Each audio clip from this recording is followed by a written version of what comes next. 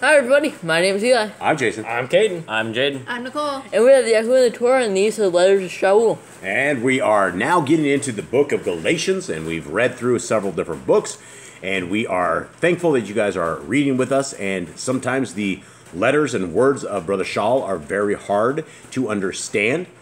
And the one thing that we are attempting to do is to make sure that people are not led astray by the words of Brother Shaul. And how do you get led astray by the words of Brother Shaul, gentlemen? By taking his words out of context and thinking that he made his own religion and stuff like that. You take one verse that he said and you say, well, he said that we should continue on in sin, but down below he goes, we should not continue on in sin. When you take one verse that he has and you say that, okay, well, he said something here, even though he's writing a huge letter and it's a huge sentence, you cannot take one sentence. If someone says, I ran to the store, and you take I ran, and you're like, okay, he just ran, and it doesn't make sense. You need to read an entire book, you need to read an entire thing to understand what he's even talking about, and even if you don't understand, it's because he was educated, he was more learned in things of being a Roman himself, being a actual Pharisee. He had the education no one else had. So when you translate this, when people are translating this from one to another, nobody's experienced this. Paul is one of the more educated people of the entire Bible. If you look at it, he was one of the most learned, one of the most intelligent according to book-wise. He was the most verbally, I don't know, construct there was. So, yeah, and to be a Pharisee and the level of Pharisee that he was, and for those who do not know, Pharisees were not the people of Yah. They did not keep the law, statutes, and commands. They added to the law, statutes, and commands, and they violated Deuteronomy 4:2. And that's what we're trying to do, is we're trying to make sure that people understand that if you are being led away from the laws, statutes, and commands of our Creator, then you're using the words of Brother Shaul in an evil fashion. If you are, for whatever reason, think that the laws of our Creator don't apply to you anymore because you have used the words of Shaul, then you're using what he wrote in a very evil state. So let us begin in the book of Galatians. Now, let us begin. You ready, Eli? Yep. All right. Jade, you ready? Yep. All right. Paul, an apostle, not of men. Okay. Again, right out of the gate, in mine, we have things in parentheses, right? This is called doctrines of men. Guys, when you see doctrines of men, this is what the translators put in. So Paul, Brother Shaul, did not write this himself. Brother Shaul wrote, if he wrote this, it says Paul, an apostle, and the rest of this is doctrines of men. Not of men, neither by man, but by Yahushua HaMashiach and Elohim the Father, who raised him from the dead. So that was the doctrines of men. And all the brethren which are with me unto the called out assemblies of Galatia, grace be to you and peace from Elohim the Father and from our Adonai Yahushua HaMashiach. Back to verse 2, it says, this is who it is, right? This is Galatia. Yeah, this is to Galatia. So if you, for whatever reason, want the laws, statutes, and commands of our Creator to be gone, and you think that you're a church over in Galatia, I assure you, Brother Shaul, regardless of what it appears to say, has not said the laws of Yah are gone. And so we're trying to take some of this confusion out of this. So this is a called out assembly in Galatia. Verse 4, who gave himself for our sins that he might deliver us from this present evil world, according to the will of Elohim and our Father. Eli, what is the will of Elohim? For us to keep the Torah. Yeah, the will of Elohim is the Torah. That is what he wants us to do. He wants us to keep it for all generations. Verse 5. To whom be glory forever and ever. Amen. So that's an introduction to a letter. That's how he introduces himself. That's how he writes his letter, saying, hey, what's up? My name is so-and-so. Hope you all are doing well. I come from this, and I'm here to write you a letter. Yeah. To whom be glory forever and ever. Amen. I marvel that ye are so soon removed from him that called you into the grace of Mashiach unto another Besorah. So it obviously seems that there was some struggles in the faith. They did not believe in Yahushua anymore. They were going back to their ways. They were learning different things. And he's saying that he's a little saddened for them, that they are going away from Mashiach. They're already turning away from the words of Yahushua. They're already going and serving other gods, as it seems. He's like, why are you guys going so quickly? Why is your faith so weak? And that's because they were Gentiles. They were rooted in paganism. It's the same reason that the Israelites went off and they built a golden calf after they saw everything. They were rooted in paganism, and it's hard to break old habits. And they may have, back in the day, they may have actually thought that our Creator was in that golden calf. And I mean, they may have been thinking that they were, doing what they were doing to him, but it obviously is not him. Okay, so verse 7, which is not another. Okay, where do you say here? Let me go back to the section, read that all fully. I marvel that ye are so soon removed from him that called you into the grace of Mashiach unto another Besorah, which is not another, but there be some that trouble you and would pervert the Besorah of Mashiach. But though we, or an angel from heaven, preach any other Besorah unto you than that which we have preached unto you, let him be accursed. Now, the Christians will take this, and they have cursed me over and over and over because they say I have another doctrine. I don't have another doctrine. I have the same doctrine that is in Scriptures, and if people would read the Scriptures, I would hope and pray that it would be your doctrine as well. That doctrine is that we should obey the laws, statutes, and commands of our Creator for all times. And for those who want to put this on the cross, which command would you like on the cross first? Would you like to see your parents naked? Would you like to do bad things to your children? What do you want to do? Would you like to drink the blood? Those are all commandments that are good commandments, and they are not too hard to carry. So, if you want to put the laws on the cross, which one first? And before you say pig, that's an abominable thing. Don't put the pig on the cross. Something I want to point out for those that are taking only the words of Paul and putting them on a book. An example is that if you have a piece of furniture that needs to be put together, you don't go to the middle of the instruction book and expect it to come out as you want it to come out. You have to start at the beginning of the book to have a completed piece of furniture. You don't have something good come from the middle of the book. You need to read in the beginning all the way to the end to understand what is being written about. I have done that before, and it doesn't work. It doesn't work at all. It doesn't. I've tried that. It doesn't. You can't be lazy in what you do. If you try and build a chair from the middle of the book, you're going to be so confused. You got to start back over. You wasted time just by going in the middle of the book, trying to understand it and being lost in this early. You're just wasting time. Just buckle down, read the beginning of it. Don't be lazy. If you are lazy, you are what is called a weak person in the Bible. You are called weak in the faith. And the beginning of the book, Genesis, Exodus, Leviticus, Numbers, and Deuteronomy, is beautiful writings. People are like, well, that's the old school people. That's really old. We live in the 21st century, Jason. And yes, we live in the 21st century, but it also says these commandments are for all generations. In fact, Messiah Yahusha says that heaven and earth will pass away before the Torah ever will. And if you're looking out and you see that heaven and earth is still here, that means it's still here. If your excuse is that the Torah is just history, why are you falling under the law you're falling under? Wherever you're at, the laws you fall under, the speeding laws, the traffic laws, anything you fall under, was made many, many years before you were ever around. Why is that not history to you as well? And for those who do not know, in the Targums, the law was created 2,000 years before creation was ever created. That's a long time, folks. So it's been around long before we were ever thought about. I don't know if we were thought about. I can't say that. I'm not going to say that. But it was long before. Okay, verse 9. And I have my little navigator here, and he's not making this happen. All right. As we said before, so say I now again. If any man preach any other Besorah unto you than that ye have received, let him be accursed. For do I now persuade men or Elohim, or do I seek to please men? For if I yet pleased men, I should not be the servant of Mashiach.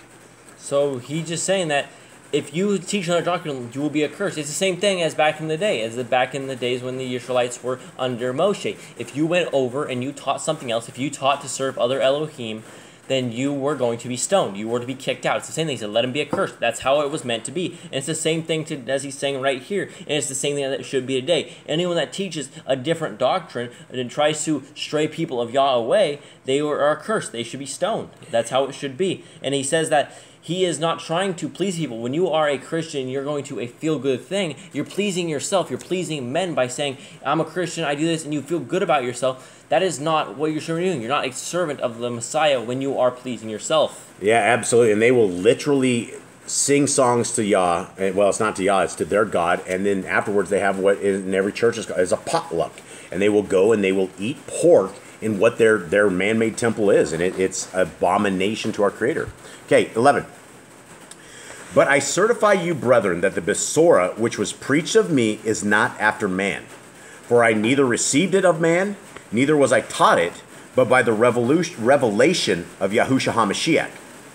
For ye have heard of my conversation in time past in Yahudaism, how that beyond measure I persecuted the called out assembly of Elohim and wasted it, and profited in Yahudaism above many my equals in my own nation, being more exceedingly zealous of the traditions of my father. So here's where we can see that he himself says that he was part of Judaism. He was a Pharisee. He was a person that was higher up. He was able to execute death to people. If you were a scribe that was Jewish or whatever, someone that is low, you're not going to be able to execute people you don't have that power. Yeah, and he wasn't just a low-level Judaism. He wasn't a Judaizer. He was the man. And that is where we get into to scriptures that people have taken as doctrine. When Paul says a widow must be 60 years old, that's not in the Torah. And this is the point that we're trying to make on all of this, is we have to be astute in our studying. We have to understand there is no such thing that qualifies widows at 60 years old. And guys, for those that don't know, our roof makes these loud sounds, and it is just the way 10 roofs sound. So my apologies for that. Good news is it's not raining, though, so we should be able to make it through this. Okay. So yeah, he's saying he was exceedingly jealous of the traditions of my father. The traditions of their fathers was not what Yah was wanting. We are supposed to get rid of the traditions, which is what Messiah Yahusha did when he was getting rid of, like, washing your hands before eating. It's the same reason an average Christian would be mad at you for saying Christmas is satanic. It's their traditions. They feel jealous for their traditions. It's the exact same way he felt about his way. When you tell them that they are celebrating something that is evil, they're actually celebrating another God, and they're not even celebrating Yahusha, it makes them angry. They get jealous for their own traditions, and that's how he felt. Yeah, and to me, I'm celebrating the birth of Messiah, even though he was born in somewhere in like September. Still putting trees up, decorations, getting gifts. They're celebrating yourself. Asheroth poles up, and getting on your knees and to an adorned God, and you're opening gifts. It's pretty sick. Okay, 15. But when it pleased Elohim, who separated me from my mother's womb and called me by his grace, to reveal his Son in me, that I might preach him among the brethren, immediately I confirmed not with flesh and blood. Neither went I up to Jerusalem to them which were apostles before me, but I went unto Arev, and returned again unto Damascus. Arev is Arabia. Arabia. Okay, thank you, Eli. Then after 3 years I went up to Jerusalem to see Kepha, and abode with him 15 days. Okay, so he didn't even, it doesn't even sound like he knew any of the apostles up until like years later. He kind of went and did his own thing, and it kind of makes sense where he said he was in Judaism, how he only learned through prayer and through the things. He just kind of did his own thing for a while trying to figure out the whole Mashiach. He didn't understand what it was. It makes sense why he was in Judaism, why he might have wrote those books. If he wrote these before he met the apostles, why he said that women should be this and so with their widows and things like that. It makes sense. And Kepha is the one, Peter's the one that gives us a warning about Brother Shaul's writings. He says you got to be very skilled to read them. Masameno is what I'm saying with this. You got to be, you got to be learned. He says you got to be learned. So you have to be careful. He writes hard words, and if you are not structurally doctrinated in the correct doctrine, you are going to stumble. He said it is a hard thing. His words are hard, and Peter understood that because Peter was a fisherman. Back in the day, a fisherman was not someone that went to school. A fisherman was someone that rose up early at the crack of dawn, broke out their nets, and they went fishing with their family. That was their job. They went and sold fish. Yeah, so Brother Shaul was working for over 3 years. Then he went to Kepha to learn. Yeah, and abode with him. He was only there 15 days. But then going into 19, he says, but other of the apostles saw I none, saying Yaakov, Adonai's brother. So he didn't know anyone. He knew James. I think that's the one we're talking about. That I was talking about the other day. How it's like his half brother. Yeah, it is. Yeah, it is, and that's been confirmed. And so it is his half brother. That's the James we know. 20. Now the things which I write unto you, behold, before Elohim I lie not.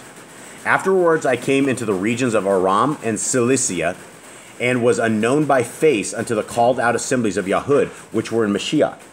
But they had heard only that which he persecuted us in times past, now preaches the faith, which once he destroyed, and they glorified Elohim in me.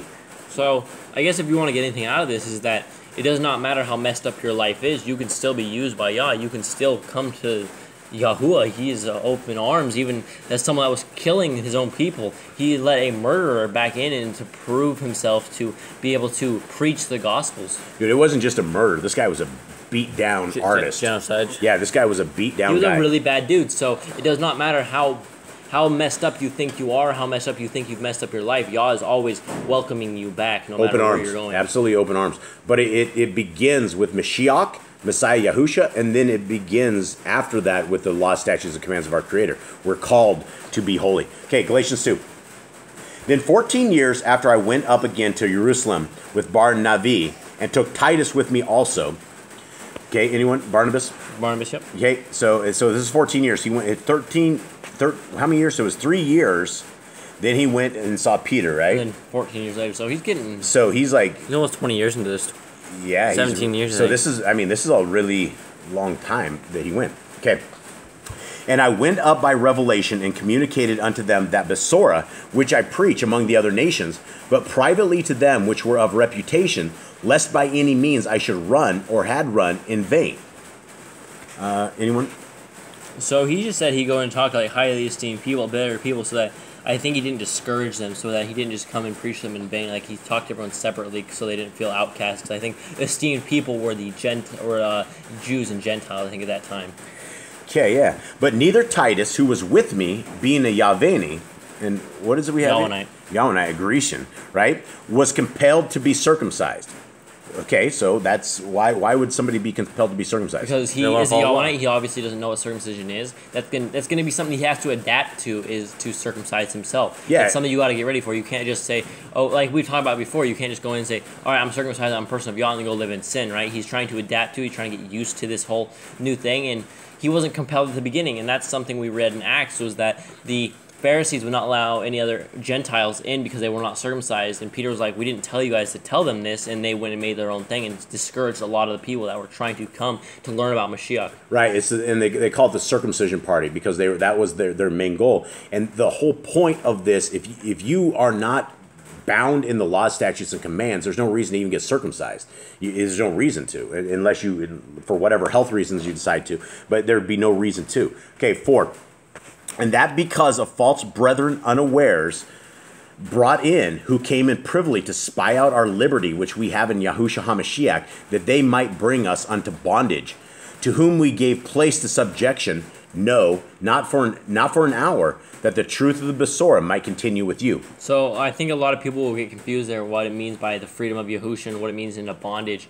And what he's trying to say is that they were free from death. They are free from the curse of death now. They don't have to die. And they're trying to get people to be in bondage. They're trying to put a heavy yoke on them. It's when Yahushua said, you people put a heavy burden on the people, when they gave them all these extra laws for Shabbat. They gave them all these extra laws for washing of hands. He's like, you lay a heavy burden on people. And they were doing the same thing. They came in and tried to do the same thing when Peter or Paul was trying to teach these people about Yahushua. Right, and you're not going to get an audience. If you go get an audience and you start preaching something they like to hear, and then all of a sudden whip out the straight razor and say, okay, it's time to do some cutting, you're not going to get receptive people, right? The people are going to, whoa, what are we doing? Why would we ever do this?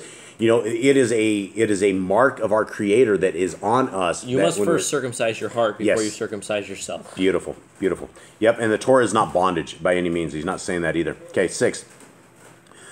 But of these who seem to be somewhat, and then we got a whole bunch of man-made doctrines here because it's in parentheses.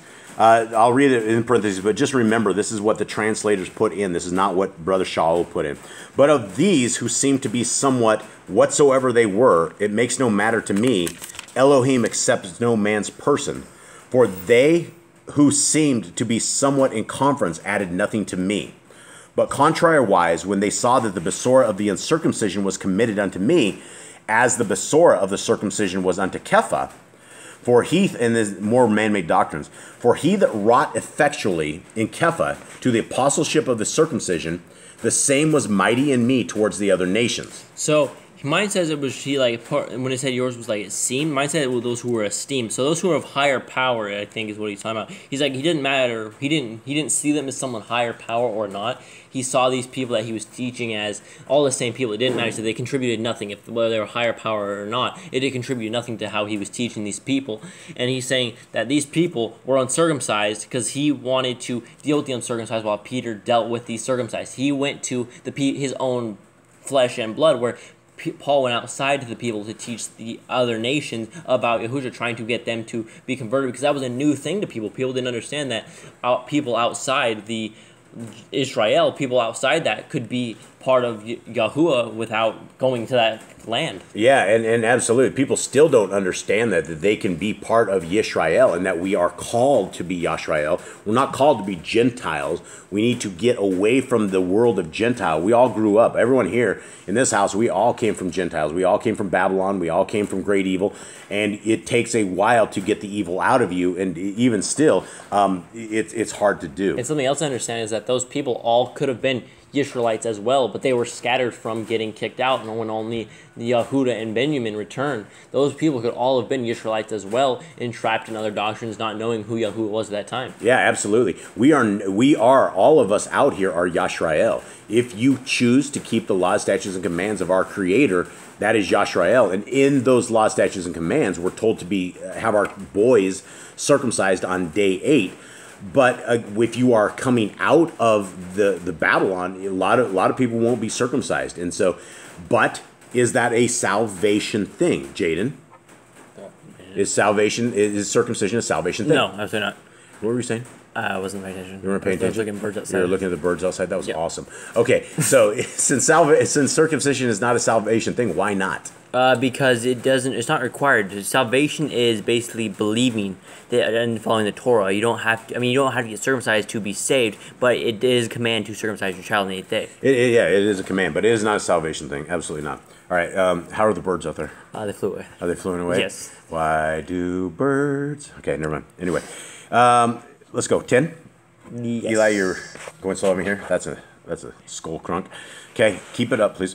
Only they would that we should remember the poor, the same which I also was forward to do.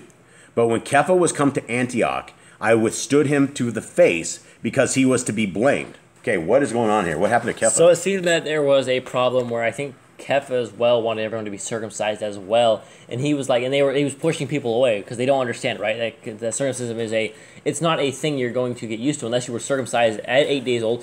When you grow up not being circumcised your entire life, it's going to be something that's hard to adapt to. You're not going to be used to it. It's going to be a very trying thing on your mind to try and figure out why you need to do this. And I think this is where this is where they become kind of almost enemies, even though they are supposed to be united. This is where they separate themselves, where he's like, you stay away from my people, I'll stay away from your people, and they become two different divisions. And I think he was trying to get them to be circumcised as well, where he's like, no, not yet, they're not ready for this conversation, why are you here? And he pushed him away. That's why he stood up to him, and he stayed away from him because he was at fault. Yeah, and so there is no guy in the Bible named Peter, by the way. It just didn't happen. The guy's name was Kepha. Yeah, but for easy understanding, I'm gonna. But I want to hold on. I have a point on this. I'm not. Look in the NIV. It says Paul opposes Cephas when Cephas came to Antioch, right? So the NIV. So a footnote in the previous chapter had Cephas. It said is Peter.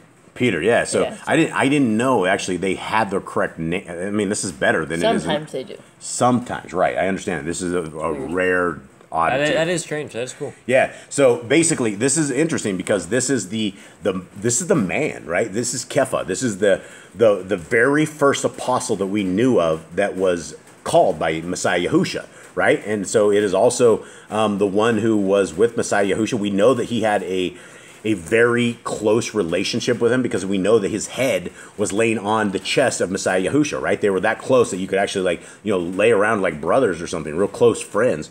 And so this is very interesting. Okay. But when Kepha was come to Antioch, I withstood him to the face because he was to be blamed. Okay. For before that certain came from Yaakov, he did eat with the other nations. But when they were come, he withdrew and separated himself, fearing them which were of the circumcision. Okay, so that explains why. You said James was there with the Gentiles, and the Jews came and he ran. Yeah, so the Pharisees and the Sadducees all came by, like, why aren't you circumcised? It's the same thing they did to Yahushua. Why are you eating with sinners? Except they seem to fear the people more than Yahushua did. yeah, well, yeah, and they were. I mean, they saw what these people do. They're crazy, violent, religious. Yeah, they're a religious mob. Okay, so we know that James got a little he got a little embarrassed, right? And he took off.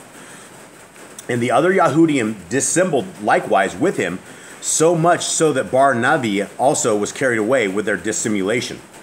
But when I saw that they walked not uprightly according to the truth of the Besorah, I said unto Kepha before them all, if you, being a Yahudi, live after the manner of the other nations, and not as do the Yahudim, why compel you the other nations to live as the Yahudim? So basically, he's like, you're living like a Gentile. By doing what the scribes and Pharisees says, you're adding and taking away to the Torah. You're doing what the Gentiles do. You're doing what every other nation is doing. Why are you saying you're a Jew when you're living like this? Why are you doing what you're doing and you say you are of Yahushua? Yeah, I think that might be it. Jay, do you have any other takes on this? Are you with me? Yeah, I don't really see it like that. I see more like he's like, why are you being a Jew? It's like you hang out with Gentiles, you say you're a Jew. Why do you hang out with the Gentiles and then try to make them a Jew? So the situation looks like, right, Yaakov was eating, right, and a whole bunch of the circumcision party, a bunch of the Pharisees came, and they split, right? They ducked under the table and ran out the side door. They didn't want to be seen eating because Messiah Yahusha, even though Messiah Yahusha told us that the sick people are in not need of a healer. That's who we should be teaching to. So they all split, right? They all completely split. And then I don't understand his statement here. Maybe I should read it in mine. Read it out of theirs, please. But when I saw they are not walking according to the truth of the good news, I said to Kepha before them all, if you, being a Yehudi, live as a Gentile and not as the Yahudim, why do you compel the Gentiles to live as Yahudim? And so and so that is essentially Yahudim is not Torah keepers, right? They are not keeping the law, statutes, and commands. It's a religion that they have, the Judaism, Yahudiism, and so that's essentially what he has. So this is he got scared under peer pressure, is what it was. Yeah, they did. He didn't stand up for his faith as he should have. They didn't keep the same thing Messiah Yahusha did, and that was basically stick by the sinners as he's. And it upset Paul, which is rightly so. It upset Paul. Yeah. Okay, 15. We who are Yahudim by nature are not sinners of the other nations. Well, that's... them being by they at least have somewhat of the Torah, right? They're not going to be like eating pig and things of that sort. Well, you don't know that, because if you keep the Talmud and you have 25 other things, basically you can have a sexual relation with a 3-year-old girl.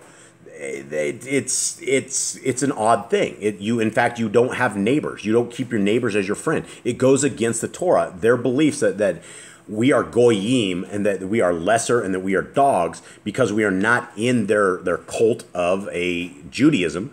That's what it is essentially about, right? So we who are Yehudim by nature are not sinners and not sinners of the other nations. They're essentially saying that they're set apart. They wouldn't do the same kind of stuff, but they're still sinners.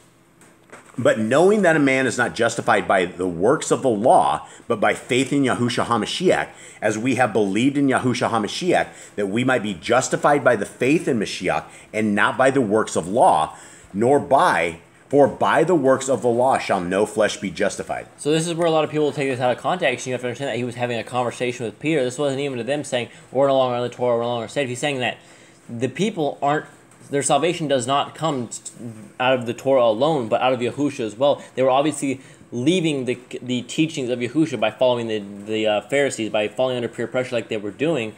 They were obviously disregarding what Yahushua had taught, what the salvation, the great sacrifice Yahushua made. And he's saying that you know this. You are one of the Yahushua's people. You know that not only they're not saved by the Torah alone, but also by Yahushua. That's how we are saved, by our belief in Yahushua. That's how we are going to make it.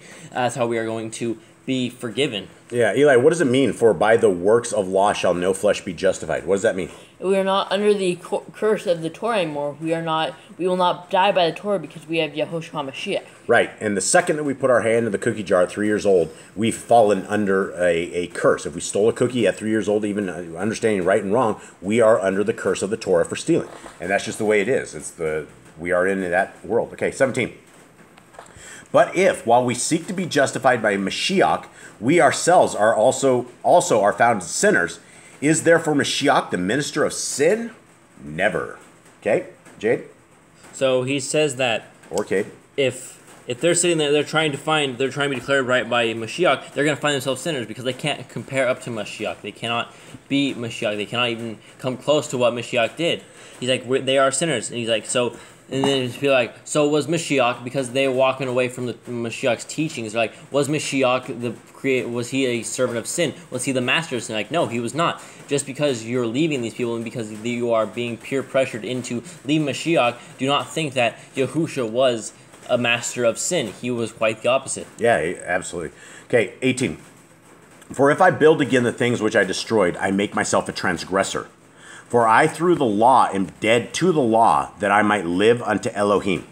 Okay, anyone? So basically, you are dead. Basically, when you break the Torah, you are dead. And so you have Yehoshua, so you're not dead. Yeah, and absolutely. It does not say that you shouldn't be keeping the law. It does not say that... the Torah died, it says you died. Yeah, absolutely. And so, but it says, for I through the law am dead, right? That again says that you die, not the Torah, right? And you will die a spiritual death unless you have Messiah Yahusha.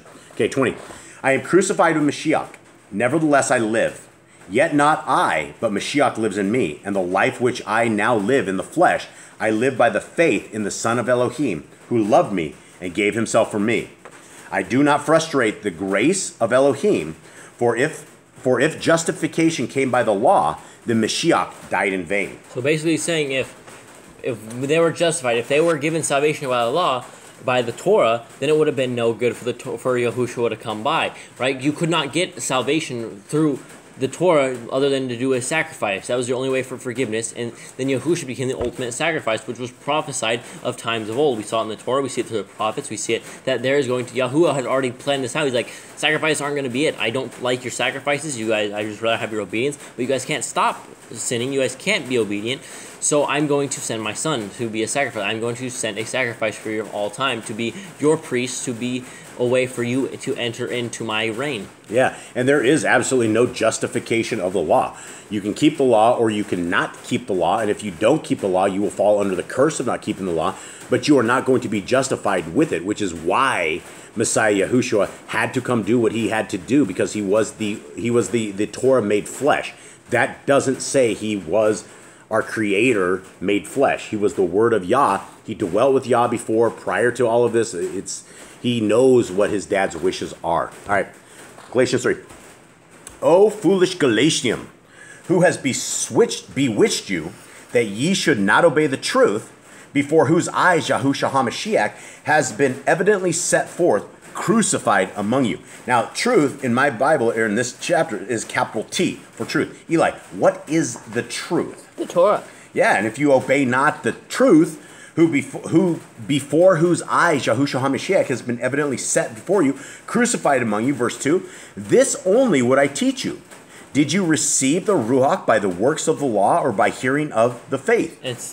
That's correct. That is right. That is true. Yahushua said that you believe and the Ruach will come down to them. It's when he breathed on them and the Ruach came down. They were willing to receive the Ruach HaKodesh. Yeah, we did not have it with the works, and we did not have it by the law. But are we supposed to stop doing the works?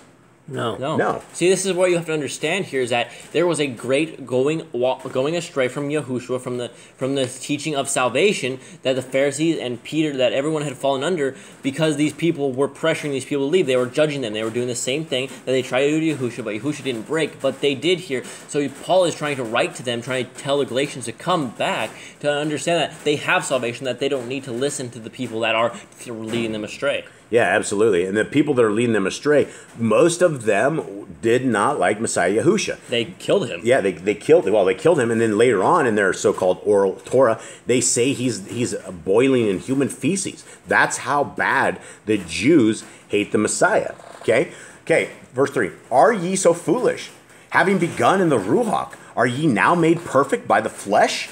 Okay, what's he saying? He's like, you're not saved by living as you are. You're not saved by just doing the Torah alone. You have to have Messiah Yahushua as well. It's a two-part salvation. Yeah, it is a two-part salvation. It is absolutely two-part. One without the other doesn't make any sense, because if we had the Torah but we didn't have a Levitical priesthood and a way to sacrifice, then we would know that we're doomed. We would have no way out of it. But because Messiah Yahushua was there, we have this hope, and this is what our hope is. But it takes two parts to make this happen. Okay, 5. He therefore that ministers to you, the Ruach, and works miracles among you, does he do it by works of the law or by hearing and faith? So a person that's doing miracles, of course he can do it by faith. That's what Yahushua said. If you have faith to move a mountain, it will be done. You have to have the faith of a mustard seed. Yeah. And it's not the works of the law that are performing these miracles that are doing faith. This is obviously, they obviously had the Torah here, but they were struggling in the belief of Mashiach. They were struggling in their faith. Right. Even as Abram believed Elohim, and it was accounted to him for righteousness, know ye therefore that they which trust in faith, the same are the children of Abram. And the scripture, foreseeing that Elohim would justify the heathen through faith, preached before the Besorah unto Abram, saying, in you shall all nations be blessed. Jade, you want to break this down? Yeah, so he basically is saying that Abraham had faith, right? Because he wasn't commanded a Torah, but he knew what was clean and what to do. But he believed, so he was a righteous man. And so he was counted as righteous. That's how he was saved. How was he counted as righteous? Because what did he do? Believed. He had faith. He did what Yahuwah told him believed, to do. And what did he do? He followed the Torah. He kept it. Yeah, he walked. He walked and the Torah. And then it says, so if you believe in Yehoshua and you believe that Yahuwah will save you, and you also follow the Torah, then you will be counted righteous as well. The Christians will say Abram never had a Torah. That never came until Moshe. What do we say to this? He knew how to do sacrifices. He didn't want to be the Gentiles. He knew what was right and what was wrong. Yeah, he walked with Yah. Okay. 8. Is that where we're at? Mm-hmm. And the scripture, foreseeing that Elohim would justify the heathen through faith, preached before the Besorah unto Abram, saying, in you shall all nations be blessed. So then they which be of faith are blessed with faithful Abram. For those who rely on the law of works are under a curse, for they are written for the accursed. All who do not continue in all of the writings in the sefer of the law to do them. The Christians take this out of context. I've heard this hundreds of times. Torah is cursed. Yeah, they're like, oh, well, we're not going to follow Here's the what Torah. It's saying is that you cannot be saved by the Torah. You have to be saved by the belief in HaMashiach. If you do not continue out with the Torah, if you do not do what the Torah said, you do not continue doing in the Torah, you're cursed. We've already, every single one of us have fallen under the Torah's curse. And the only way to come out of that curse is by belief in Yahushua HaMashiach. Right, and since we do not have a Levitical priesthood, that's all we have. Okay, 11. But that no man is justified by the law in sight of Elohim, it is evident for the just shall live by faith. How are we living by faith? We are believing in Yahushua HaMashiach. We are believing what he said. We are believing that he said, keep my commands. Yeah, and the law is not of faith, but the man that does them shall live in them. Okay, so what is he saying? What is that? The Torah is not of belief, because it is a written thing. It is a thing that we have established, and we're doing it, but we have the faith to believe that it's bringing blessings, and we have the faith in Yahushua to bring salvation. Yeah, you don't have to hear from somebody, this is what it is. You have it in writing. You can see what it is. It's doctrine. It's what it is.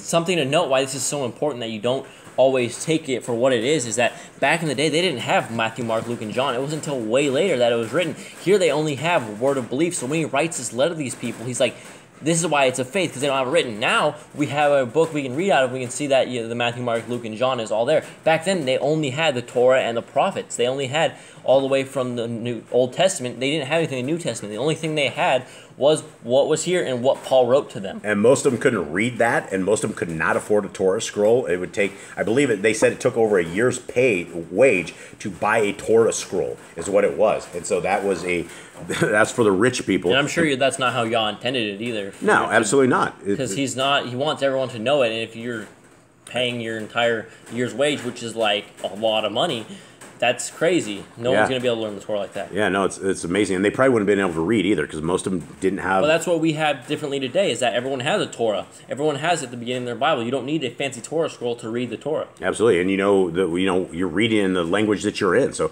it has been delivered to us. Praise Yah. Okay, 13.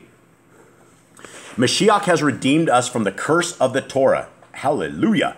Being made a curse for us, for it is written, cursed is everyone that hangs on a tree, that the blessing of Abraham might come on the other nations through Yahushua HaMashiach, that we might receive the promise of the Ruach through faith. So there's nothing contradicting the Torah at all so far. Nothing at all. He has contradicted the Torah. Yeah, so far Galatians is good. He's just saying that Yahusha, he redeemed us from the curse. How much more explanatory can you get when he says we are freed from the curse of the Torah, which is death? Yeah, and what was it? Deuteronomy 28, there's blessings and curses? I think. Yeah. Was it 28? Yeah, blessings and curses. It will tell you, if you don't want to keep the Torah, you're not going to have a great life. You may have a good life in Hasatan, but at the end, it's all going to be over, right? Satan will bless those who are not in covenant with Yah, for sure. Okay.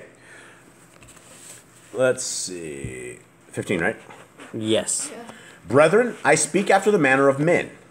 Though it be but a man's covenant, yet if it be confirmed, no man disannuls or adds thereto.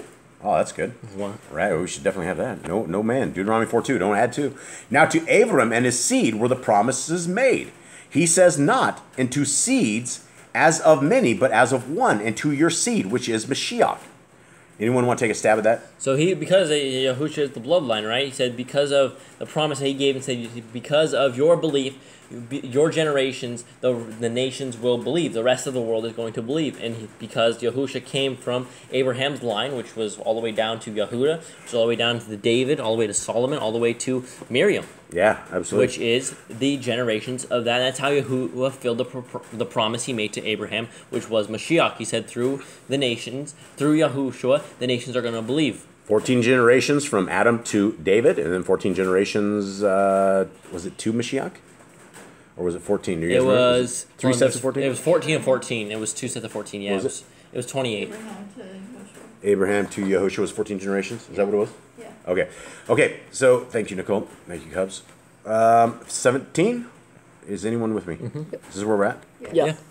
And this I say, that the covenant that was confirmed before Elohim and Mashiach, the law, which was 430 years after, cannot disannul, that it should make the promise of no effect. What is that? What did you guys say? So this is mine. You want me to read it as it is? Yeah, read it. Now this I say, Torah that came 430 years later does not annul a covenant previously confirmed by Yahuwah and Mashiach so as to do away with the promise. So he's saying that the Torah came 430 years after Abraham had died, way later, which is a long time. He says just because the Torah came, you got the cursings and the blessings, does not mean that the promise is going to go away. That's why Moses was up on the mount pleading with Yahweh. He's like, please don't break this promise with the people. You made a promise to make them many generations. You made a promise to your servant Abraham. And that's why Yahuwah was let go of his anger, because Yahuwah was able to be reminded of that promise he made. He said the Torah, just because there's blessings, there's cursing, because they were separated from Yah at times, does not mean that the Torah gets rid of the promise that was previously made to Abraham. Yeah. All right, 18. For if the inheritance is by the law, it is no more a promise, but Elohim gave it to Abraham by promise. Why then the law? Grace was added because of the transgression, that the seed should come to the promise through Elohim in the hands of a mediator. Did yours say grace? It says grace. Mine's nowhere has grace. Mine says, why then the Torah? It was added because of transgressions, until the seed should come to whom the promise was made. And it was ordained through messages in the hand of a mediator. Yeah, this is a horrible translation by Dr. Stephen Pidgeon again. But anyways, if grace was added because of transgressions, it's because they were transgressing. It was because that the Torah was needed so that the people would stop transgressing, so that they knew that they were transgressing. Because if they were going down and serving a giant sphinx, or they were just working the pyramids in Egypt, they were transgressing the Torah of Yah. They may not have known it, but that's why it was made, so that they would know that they should not sin against Yahuwah. Yeah. Not even the king has grace. Yeah, no, this is a really bad translation. This is a Christian conundrum here. Okay, 20. Now a mediator is not of one, but Elohim is one. Is the law then against the promises of Elohim? Never.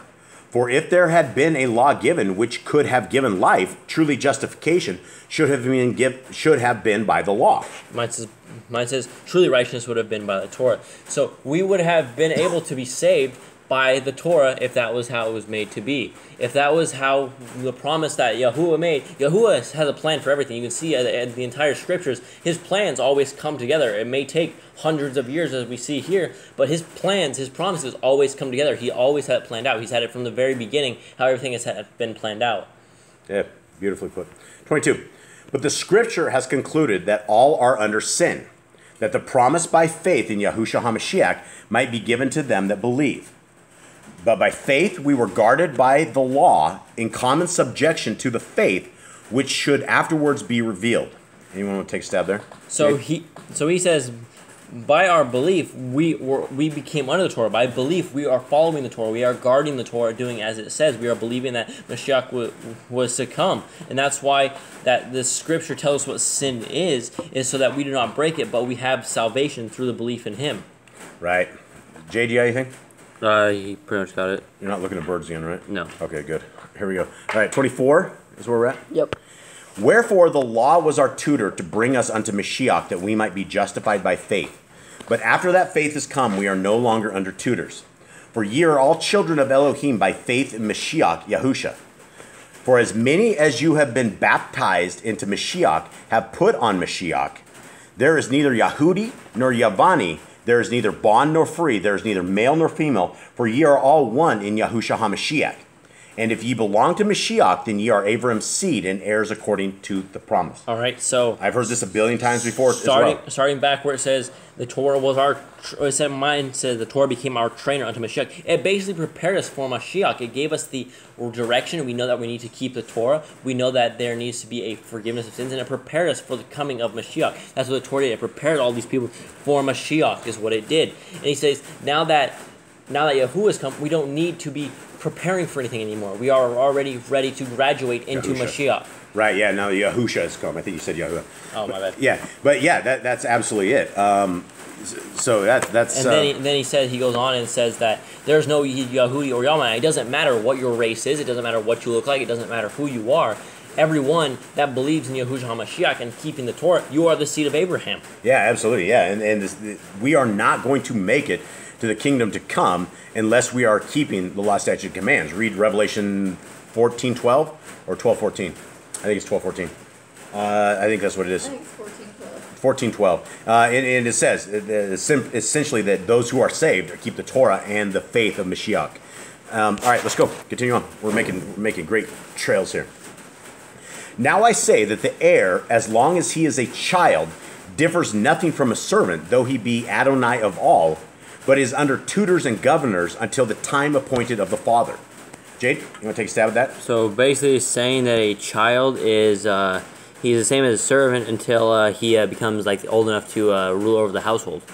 So Yeah, basically I think it's going back to the last chapter we were talking about how he had a trainer in the Torah and stuff. Something Right. with a letter is that they didn't have chapters like this where they would break it down chapters. These chapters are actually man-made. We didn't have chapters like this back in the Bible. They just continued on from the story, and that's why it doesn't make sense. But he's saying because how it was talking back then, how it was a tutor, how it was a trainer, it's saying the child is an heir. We're an heir to a promise. A promise is Yahushua. We are able to be saved. We are able to be that, and since the time was prearranged by the Father Yahuwah to give us the inheritance, we are no longer slaves, but we are now masters over sin. We should master sin. Yeah, absolutely. Yep, and we'll only know how to master sin by keeping the Torah, by writing on our hearts, minds, and souls. Okay, 3. Even so we, when we were children, were in bondage by the elements of the world. But when the fullness of the time was come, Elohim sent forth his Son, who was born of a woman and subject to the law, to redeem them that were under the law, that we might receive the adoption of sons. So, my question is, how do you mix up bondage by the elements of the world and bondage by the Torah? Because there's clearly a difference here. There's clearly a difference. Because very lazy people think that keeping the law, statutes, and commands of our Creator is bondage. And so they use these words of Paul to free themselves from the law. And it never says that. It doesn't say that, at least in this book. It says by the elements of the world. The world is full of sin. The world is full of evil. We're enslaved by sin.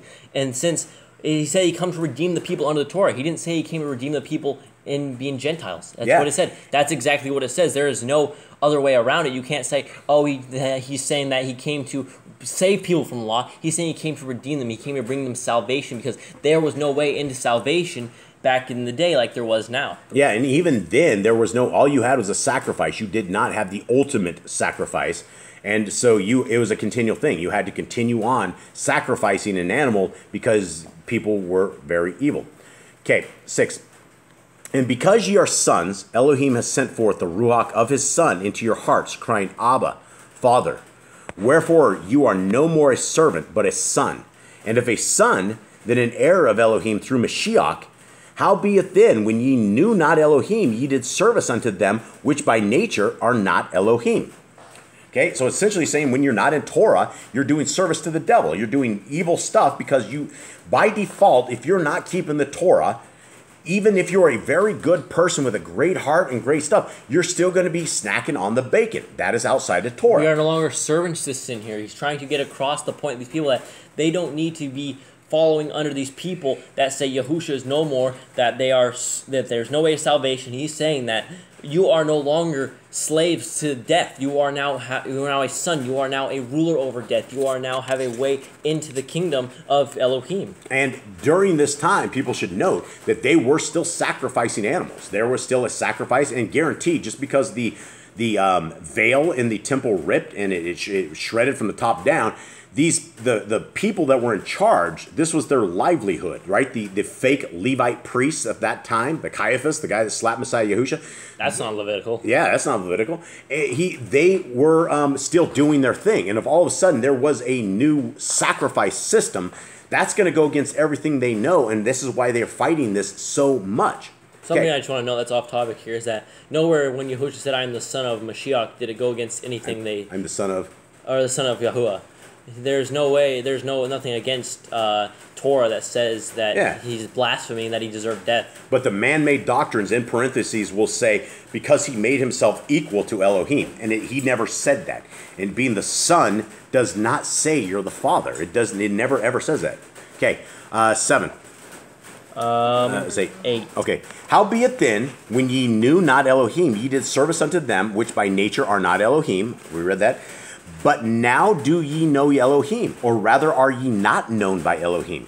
How turn ye again to the weak and beggarly elements? Do ye desire again to be in bondage? The Christians will take it right there, like, oh no, we don't want to be in bondage. Bondage is not bondage of the Torah. Bondage is bondage of death. He's saying, do you really want to go back to the curse of death? Yeah. Yahuwah gave us a way out by sending his son. He's like, he knew it. He said from the beginning he's going to send salvation. It was the time to come for Yahusha. Yahusha came down and he gave them a way out of death.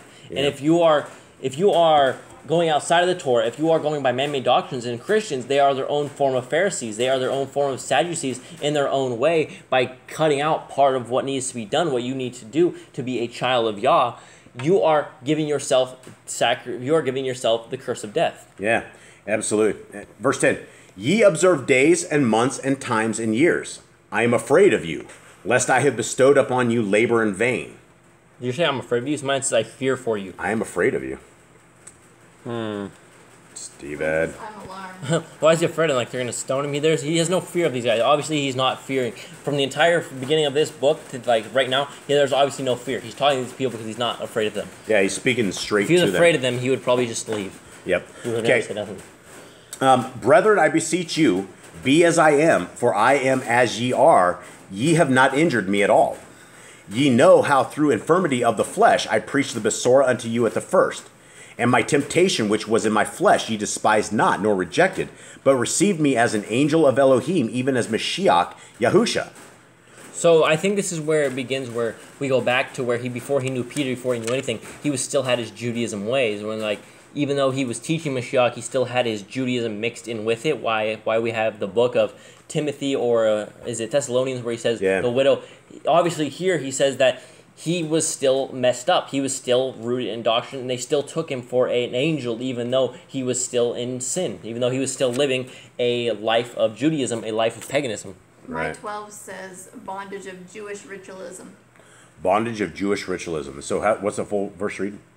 Brethren, I beg of you, become as I am, free from the bondage of Jewish ritualism and ordinance. That's perfect. That's And what the Torah it is. is not Jewish ritualism. Absolutely not. The Jorash is not. The Talmud, the Kabbalah, the Zohar. Zohar, the rest of those books, those are all Jewish books. Yeah, and they're all evil too. Like the Kabbalah, you learn how to speak to demons. So it does make sense. That's why you don't want Thessalonians in the Bible, or you don't want the books Timothy. or Timothy. You don't want those books in the Bible because he says right here that he was still in Judaism. Obviously, he's gotten better at it right here. He has a better way of explaining things. He's figured out over these 14 years of doing this that he was still rooted in Judaism. That's why you cannot take letters out of this that were in not these to books. you. Yeah, they were not to you. He was trying to help these people. Obviously, he was still struggling, and that's why you have to be firm in your doctrine before you go around giving people advice, because you will mess people up. And obviously, people are taking this and going to hell for it. At the level that Paul was, he had the Torah memorized as well as most of the 25 books. This guy was astute. He was a scholar on this side, and so when he's talking about widows being 60 years old and things like this, or having women not speak and not teach and things of that nature, that comes out of Judaism. That comes out of those evil books that we're talking about. All right, 15. Yes. Where is then the blessedness you spoke of? For I bear you record that if it had been possible, you would have plucked out your own eyes and have given them to me. Am I therefore become your enemy because I tell you the truth? Okay, so it's obvious that there is definitely a big problem. They all don't like Paul now. They've all been brainwashed by the Pharisees and Sadducees. These people have been brainwashed now into hating Paul. Yep. Okay, and am I therefore become your enemy because I tell you the truth? They zealously affect you, but not well. Yea, they would exclude you, that they might affect them. But it is good to be zealously affected always in a good thing, and not only when I am present with you. Anyone, Jake? So basically, he's saying that you need to keep up the faith. You need to keep up the things, not just when he's there, but at all times, because they were obviously. It's like putting on a show. If you're good for one moment when someone important is in your midst, and then you go back and you're just an evil person, it does no good. He says you need to be zealous for the word of Yahuwah at all times, not just when he's around. Yep. 19. My little children, of whom I travail in birth again unto Mashiach, be formed in you. I desire to be present with you now and to change my voice, for I stand in doubt of you. He's telling them off. So basically, he's just saying, I'm very disappointed right now. He's like, I want to see you guys to make sure what I think right now is not what's really happening. I really hope that you guys aren't leaving the faith and going back to Judaism. Yeah. And so this is yet more, the next verse is this is a stumbling block of the Christian religion. Tell me, ye that desire to be under the law, do ye not hear and obey the law? He's talking about a Shema. And so he's essentially saying that if you want to be under the law, why aren't you doing what the law says? For it is written that Abram had 2 sons, the one by a bondsmaid, the other by a free woman. But he who was of the bondswoman was born after the flesh, but he of the free woman was by promise. So that's great right there. He's saying that you are free being under the Torah. You are a free person. You are not a slave. If you are born into the flesh, you are born into sin, you are born into death, and you are a servant to sin. Yeah. This is 24. Which things are an allegory, for these are the 2 covenants, the one from Mount Sinai, which genders to bondage, which is Hagar. For this Hagar is Mount Sinai in Erav, and answers to the present Jerusalem, for she is in bondage among her children. Okay, what is this? What is this saying? Because she's in bondage. You're in bondage if you do not keep the Torah. Right, you're outside the law. Yeah, you're outside of the law, and so all of the children of Hagar, basically, they became cursed because they were not in the law. Okay, anyone else? No, that's anything? good. That's good. But Jerusalem, which is above, is free, which is the mother of us all. For it is written, rejoice, you barren that bear not, break forth and cry, you that travail not. For the desolate has many more children than she which has a man. Anyone understand this? Is there footnotes here? Okay, yes. So this is the prophets of old. Anyone understand what that says? He's making a giant metaphor for free people and slaves. If you are following Yahushua and you are keeping the Torah, you are a free person. But if you are outside the covenant that was made on Mount Sinai, you are a slave. You are going to be estranged to Yahuwah. Right. I see that. Okay, for it is written, 28. Now we, brethren, as Yitzchak was, are the children of promise. But as then he that was born after the flesh persecuted him that was born after the Ruach, even so it is now. So how do we know he was persecuted? We know that Yitzchak, Isaac, was persecuted by his brother Ishmael. We know that he was going to kill him. He didn't like him. And he obviously makes reference to it right here, that he was persecuted by him. Nevertheless, what says the scripture? Cast out the bondswoman and her son, for the son of the bondswoman shall not be heir with the son of the free woman.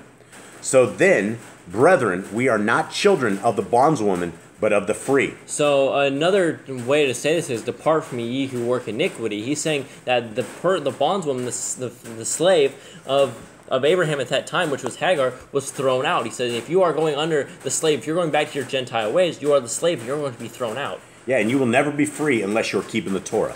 Then you will be free, and it's amazing. Okay, here we go. So far, so good, right, guys? This is the best book by Paul so far, I think. Does anyone agree with me or not? I agree. The other one was really good. Well, I mean, so far what we read. Yeah, I mean, there was one other book that we thought was really good. First and Second Thessalonians were okay. They weren't like this, but I mean, this is good stuff. He makes the best speech here. It's obviously that these books were many years apart, because he figures out how to speak to people, and he also figures out how to get out of Judaism. He obviously got out of the giant traditions of Judaism, where it's only speaking Torah and Messiah at this point. Yeah, he had 20 years to do this, though. So, okay, I stand. Oh, actually, one. It's not an I. It looks like one. I stand. I stand. Nope. Stand fast, therefore, in the liberty wherewith Mashiach has made us free, and be not entangled again with the yoke of bondage. Guys, these are struggling points for Christians, right? This is the easiest book to understand. This should not be struggling. This should be super easy, that you don't want to be under slavery. If you go back to the previous chapter, this is where you can't take a single chapter or a single verse, and you can't take it and say, we're no longer slaves under this, and you make up what you want to feel good about yourself, to justify your beliefs, to justify your bacon eating, or whatever it is you're doing. You cannot justify yourself, only justified by the Torah. You have to weigh everything against the Torah. You have to weigh it against Mashiach. What is right and what is wrong? There is no black or white. And here he's saying that he freed you from the yoke of slavery, of death, of a curse. He freed you from these things that you did not have. Bro, you're on a roll. Good job. Okay, no, that's exactly right. Behold, I, Paul, set forth as concerning you, except that Mashiach was circumcised, none of ye benefit. Jade, what did you make of this? So basically said if Yahushua didn't keep the Torah, you guys it'd be useless. He'd be a useless leader. Right. So in the NIV it says, Paul, tell you that if you let yourselves be circumcised, Christ will be of no value at all. So those are Christians have taken that and they've run with this, and they're like, well, we're not under the law. We don't have to be circumcised. We don't have to do this. We don't have to do that.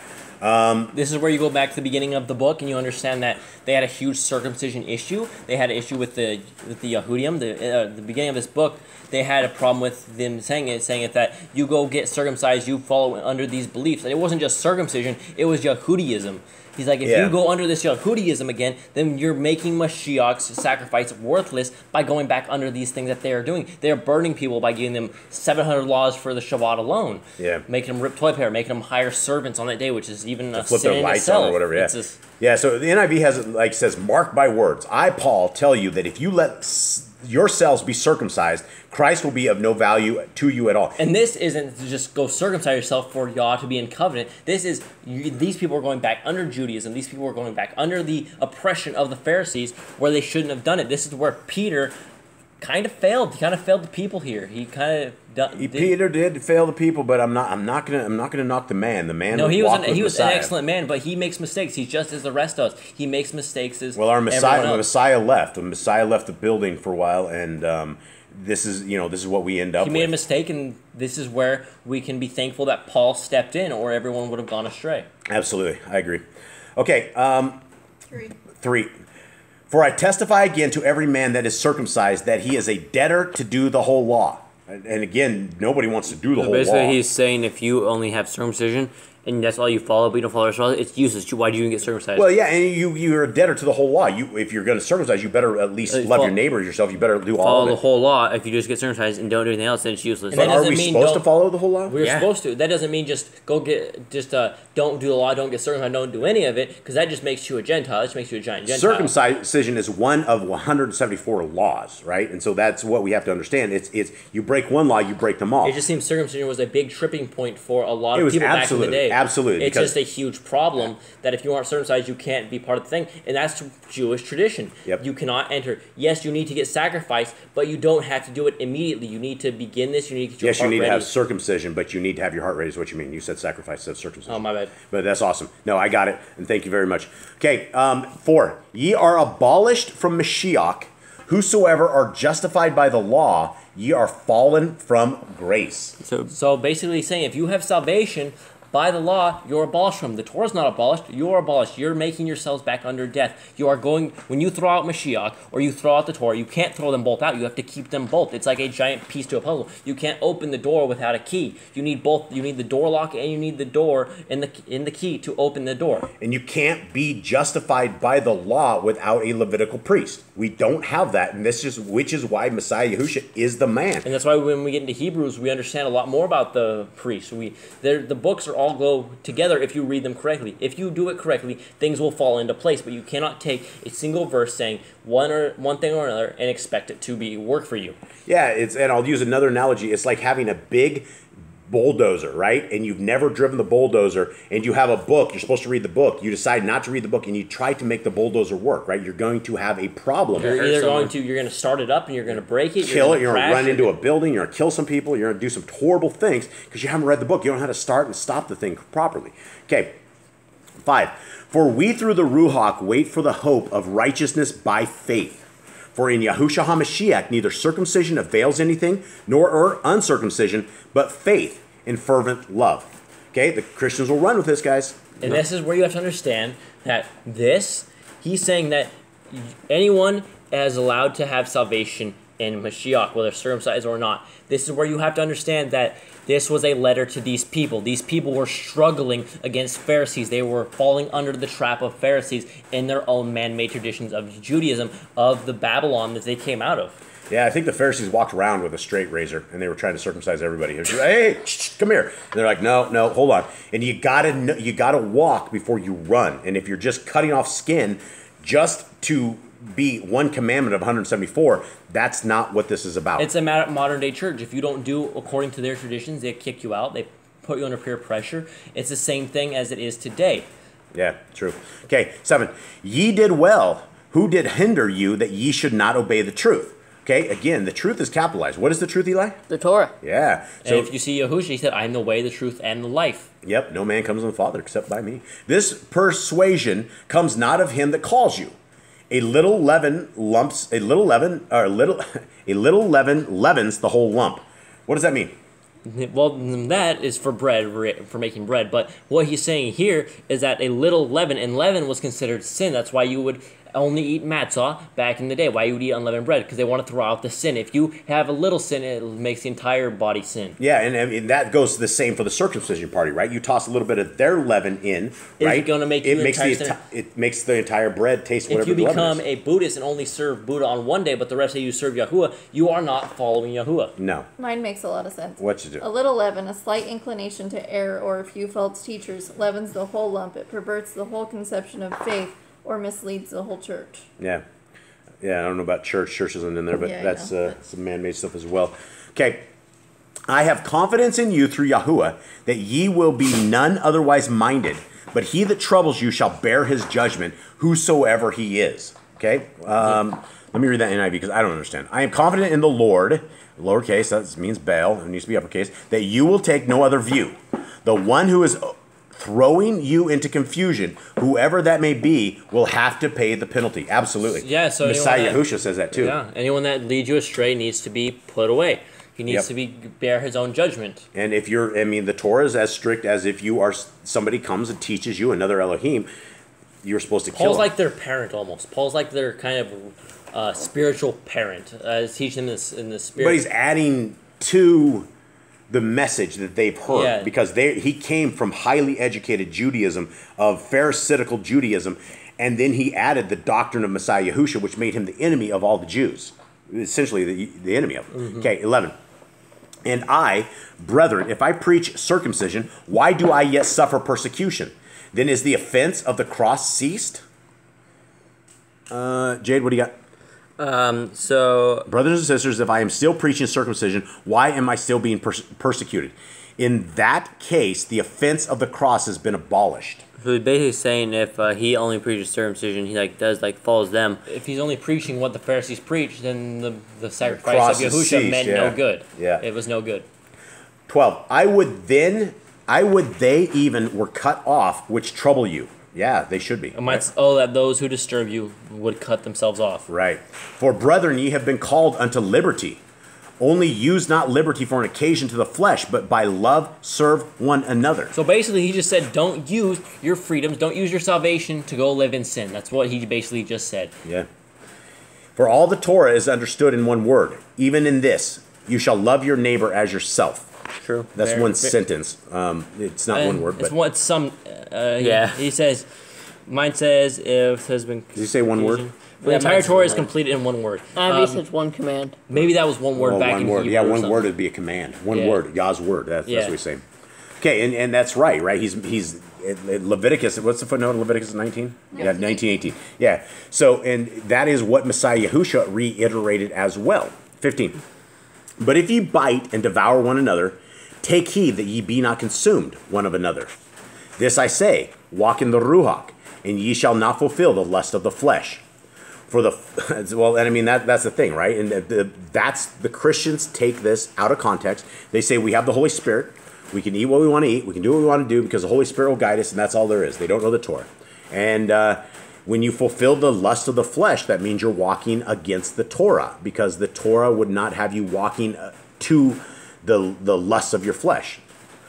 17. For the flesh lusts against the Ruach, and the Ruach against the flesh. And these are contrary, the one to the other, so that ye cannot do the things that ye would.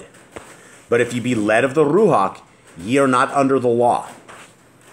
Ariel, what do we say? Oh no, he's not under the law. No, he's not under the the curse of the law. When you are under Yahuwah, when you are led by the Ruach, you are not under the curse of the Torah. And these are the hard to understand words of Brother Shaul. We just are in 5 chapters. Not one thing did he say that we're not under the law. And this is where, again, I've heard this before. Oh, we're led by the Spirit. We're not under the law. And this is where they don't understand. See, if you want to take a book and you want to call it Doctrine, you should go to originally the Torah, because that was commanded to everyone. This was a single thing commanded to a single group of people that were struggling in something, and Paul was just trying to help them. He's trying to guide them, give them a little bit of direction to go, so that they do not curse themselves in what they're doing. Yeah, and I'm sure going back through the other books, Paul probably would have had fixed a lot of what he said in those things. He probably would have gone back. He probably regrets a lot of it. He probably went into the grave with a lot of regrets of what he wrote.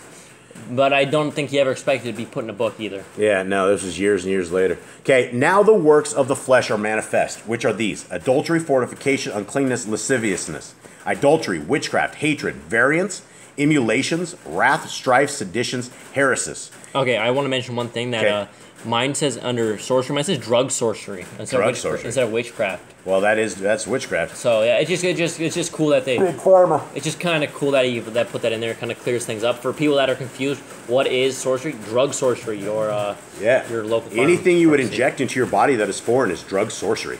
Okay. All right.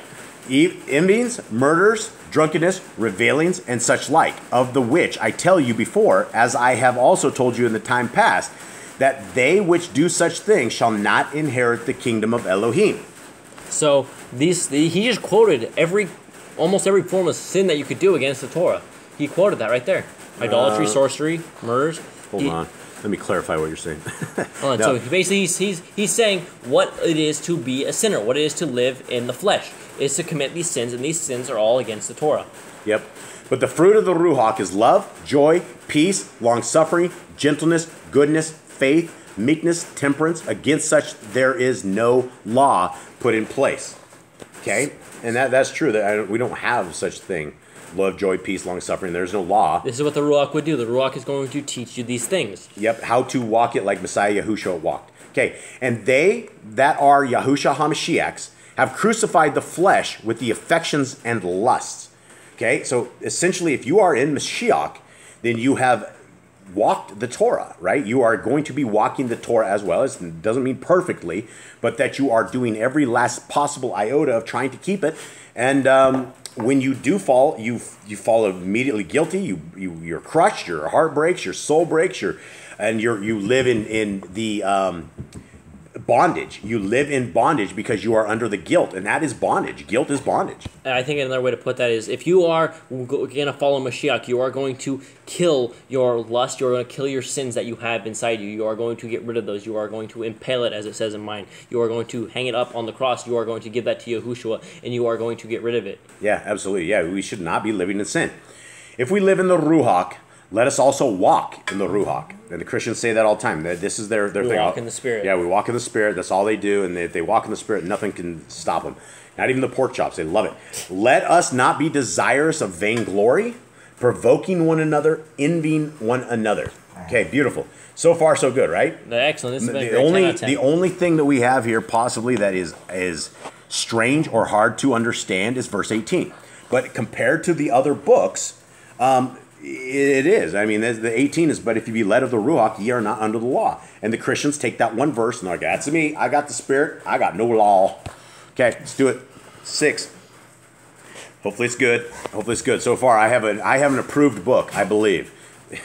Okay, brethren, if a man be overtaken in a fault, ye which are spiritual, restore such one in the Ruach of meekness, considering yourself, lest you also be tempted. So he just said, if someone falls off the path, you need to bring this person back up. You need to help this person get back on the path. Don't let them continue down their sin. And that's what we're told in the Torah. If we see someone that is going astray, we need to bring it up to him. We need to make him listen. And if he doesn't listen, we take him to another person. We take him to an elder. Yep, and we have excited dogs. The dogs are probably going to go crazy here.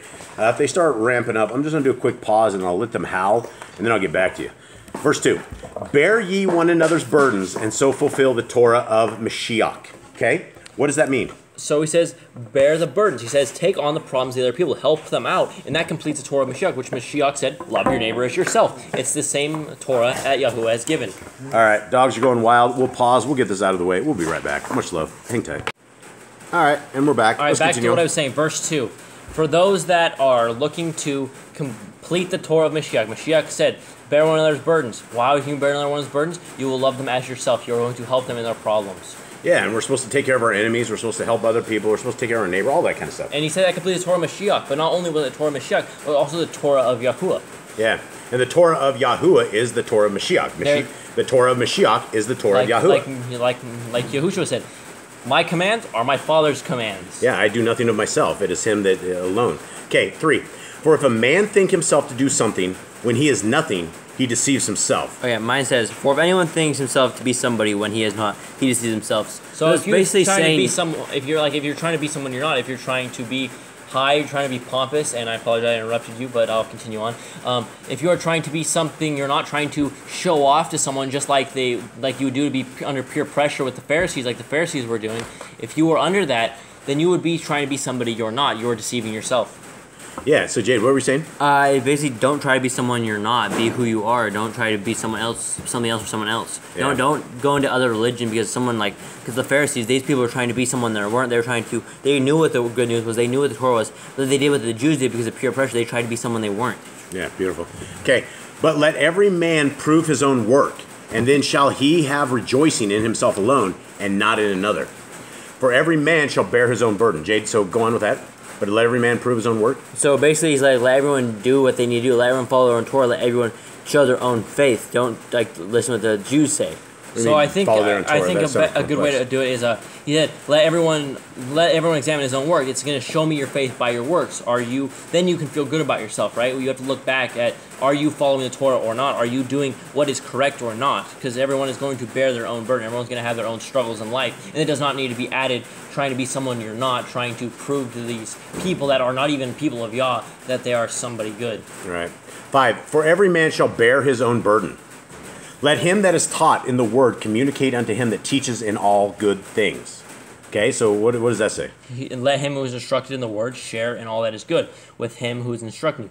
people need to interact with each other. People need to share Teach, what they help. know. Yeah. Share what they know, compare it. They need to. That's what you're supposed to do. You're supposed to go to your neighbor and you're supposed to teach it. That's what's commanded in the Torah is to, when you raise up, speak it to your neighbor, speak it to your children, speak it to your people. And we know that the promise that is to come is that everyone in the kingdom is going to know the Torah. There's not going to be anyone to need to teach it. But until that time comes, we should be going out and we should be teaching as many people as we can. You should, whether it's your neighbor, whether it's your distant friend, whether it's a pen pal, it doesn't matter who it is, you should be teaching. Take every opportunity you can to at least drop something to someone about the Torah. Yeah, absolutely. Okay, 7. Be not deceived. Elohim is not mocked. For whatsoever a man sows, that shall he also reap. It's, you do good, good will come back to you. If you do bad, bad will come back to you. It's as easy as that. And Yahuwah is not going to be mocked. Like we always say in our Youth for Yah segment we do, is that Yahuwah always makes sure everything is repaid correctly at the end of the day. Yep. For he that sows to his flesh shall of the flesh reap corruption, but he that sows to the Ruach shall of the Ruach reap life everlasting. Sorry, the dog's being angry. Okay. So, like I said before, if you are sowing for Ruach, if you are sowing in the Spirit, you are going to receive good things in the Spirit. But if you're sowing in sin, you're going to receive the curses of the sin. You're going to grow up the curse of sin. Right. 9. And let us not be weary in well-doing, for in due season we shall reap, if we faint not. So they're basically saying, don't be afraid of doing good, because you will be repaid for that good. Yeah. Verse 10. As we have therefore opportunity, let us do good unto all men, especially unto them who are of the household of faith. So he says basically do good, don't be afraid to do good things in front of good people. Right. Don't be afraid to do good at all. He says you have the opportunity to do it. Just do it. Why waste your life thinking back, I could have done something good, when you can just go do it? It doesn't matter if it's going to, if you have a struggle with it, just do it. You're going to feel a lot better after you minister to someone or you do something good to someone that needs that good to be done. Don't be that guy on your deathbed who wishes he would have done everything different, is what I'm thinking they're saying here. Yeah. Okay, 11. Ye see how large a sefer I have written unto you with my own hand. Hey, he wrote it. If this was not Theophilus, or Theophilus. Teretus. He's saying, hey, I wrote you this letter. Look how much I've written you here. There's a lot to take in, obviously. There's a lot you need to read. There's a lot you need to go over. And back in the days, it wasn't a ballpoint pen, folks. This was like a quill and some ink. Yeah, there was no such thing as modern day technology of a pen or something easy refills. He was sitting there. I think you had to grind up your own ink as well. I don't think you could just go buy probably ink. took him days and days to write, I would imagine. Okay. Are we on 12? I think so. Okay, as many as desire to make a fair show in the flesh, they constrain you to be circumcised, only lest they should suffer persecution for the cross of Mashiach. And again, it's the people that are like the circumcision party. Yeah. They want. It's all about flesh. He's saying there's some that have gone astray so that they don't have to get persecuted. There's some that are going to go get circumcised, go become their little Jewish people, have their little things wrapped around them, and all these things that look like Jewish things that they have today. It's the same thing they had back in the day. They have now, and it's not working for them. It's not going to work out in the end for your salvation. Yeah. For neither they themselves who are circumcised guard the Torah, but desire to have you circumcised, that they may glorify in your flesh. Well, that's excellent. That's an excellent statement. That's right. He's just saying that they're not keeping the Torah. They're just doing it for their own man-made doctrine. They might feel good about themselves. They have one for other people. Right. They have one commandment of 174 that they're enforcing upon you, that they may have glory in your flesh. When your flesh is in, they're like, look, we got this guy circumcised. But what about the other 173 commandments? And they don't even keep those. It's like Christians. When you I saved 100 people this week, and they all raise their hand and say they want to be saved. They're all ask Jesus into their heart, and they don't go and change their ways. They're the same person they were when they walked into that church. Yeah, it's do as I say, not as I do. Those people. Never should I glory, save in the cross of our Adonai Yahushua HaMashiach, by whom the world is crucified unto me, and I unto the world. And then NIV sounds a little better. May I never boast except in the cross of our Lord Jesus Christ, through which the world has been crucified to me, and I to the world. So basically, he's saying it does not matter what good you do. You should never boast in what you do, because Yahushua did so much greater on that cross. Absolutely. He's like, you should only boast that you are saved in Mashiach. You should only boast in the cross and the perfection that Yahuwah finished off. Yeah, perfection is exactly right. For in Yahushua HaMashiach, neither circumcision avails anything, nor uncircumcision, but a new creature. And again, if you are just reading this, just that verse, then you're going to go, well, I don't need to be circumcised. It doesn't mean anything. you do need to be circumcised when you are in covenant with our Creator. It's a part of the covenant. But the covenant doesn't come with one single commandment. It doesn't come with this. It comes with a lifestyle, loving change that you guarantee that you will walk with our Creator. And when you're walking with our Creator, then getting circumcised is a great thing. Okay, 16. And as many as walk according to this rule, peace be on them, and mercy, and upon Yashrael of Elohim. From henceforth let no man trouble me, for I bear in my body the marks of Adonai Yahusha. Brethren, the grace of our Adonai Yahusha HaMashiach be with you, your Ruach. Amen. All right, beautiful. All right, this is the very first book that does not do some odd things. In my opinion, I don't know. Maybe you guys have some other opinion on this. I don't think I think so. that was great. I think that was actually a 10 out of 10. I still don't think we should be using it as doctrine because we're not Galatians. We weren't there at that point in time. And it's like we have what we need to know. We know what we need to follow and what we need to believe in. And he was just trying to help people. He was trying to minister to them. Yeah, and we don't have that circumcision party, the kind of peer pressure that these guys had, because nobody, I guess in North America, and I don't know what other countries, I do know in North America that circumcision is by default what people do. Eli, will you please pay attention? Yeah. No time for jokes here. The circumcision is what we want to, that's what they do, but they don't do it to keep the Torah or anything of the sort, right? And so it is very, very important that we are only keeping the laws, statutes, and commands of our Creator, walking the walk of Messiah Yahusha, and anything outside of that is where we need to have red flags. It's where we need to check ourselves. We need to look at our doctrine and look to see if we are freeing ourselves and you call the Torah bondage. That is a cult. That is programming. You have learned that because people that have never read the Torah have told you that. And they've told you that the law is bondage, and it is not. It is very good. It is for all times. It is for all family. It is for everything. If anything, this book was more of a reinforcement that we need to be keeping the Torah, that we do not need to be led astray by man-made doctrines, which is Judaism, Christianity, Catholicism. Nothing we should do should be outside of the Torah and Mashiach. And he specifically states that. He said in the end that the people that are trying to get you to be circumcised aren't even Torah keeper, and they're not even believing the Torah. So I think that was a great book. Awesome. All right. Thank you guys very much. Shalom. Shalom.